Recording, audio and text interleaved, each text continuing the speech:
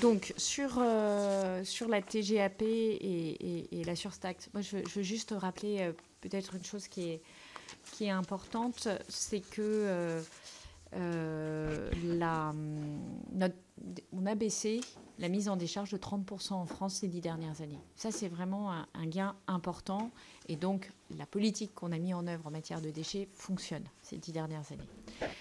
La surcote de 5 euros, elle a vocation en réalité à permettre de déroger à la planification régionale qui est censée décliner les objectifs de réduction de mise en décharge. Donc effectivement, il peut avoir des effets de bord sur lesquels moi je suis prête à travailler. J'ai été saisie d'une situation par le président d'intercommunalité de France qui effectivement sur le papier paraissait absurde au sens où ceux qui avaient fait des efforts se retrouvaient dans une situation qui n'était pas favorable. Donc je suis parfaitement prête à ça, mais je rappelle que ça a fonctionné, et plutôt pour l'essentiel du territoire, et qu'on continue à aller dans la bonne direction avec un objectif de moins 50% qui pourrait être atteint, nous dit les spécialistes de la filière, l'année prochaine, en 2025. Donc c'est vraiment un effort considérable et qui aujourd'hui permet au recyclage de devenir rentable. C'était bien l'objectif que nous avions.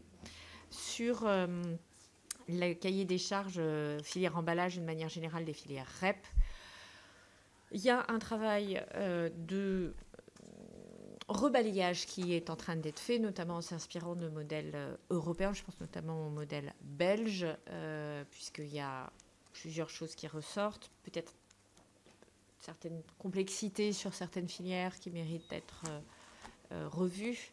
Deuxième élément, sur les filières qui existent déjà, vous avez eu des rapports d'évaluation qui témoignent de marge de manœuvre de progrès que nous allons utiliser, puisque là, on est sur typiquement des mécanismes qui génèrent, répond un peu à votre question, qui génèrent du financement de manière extra-budgétaire en allant dans le bon sens. Mais il faut que, c'est comme les certificats d'économie d'énergie, il faut que ce soit bien ciblé et sans créer de rente pour aucun acteur et avec les bons signaux de mise en œuvre des sujets. Sur votre territoire, Monsieur Grosvalet.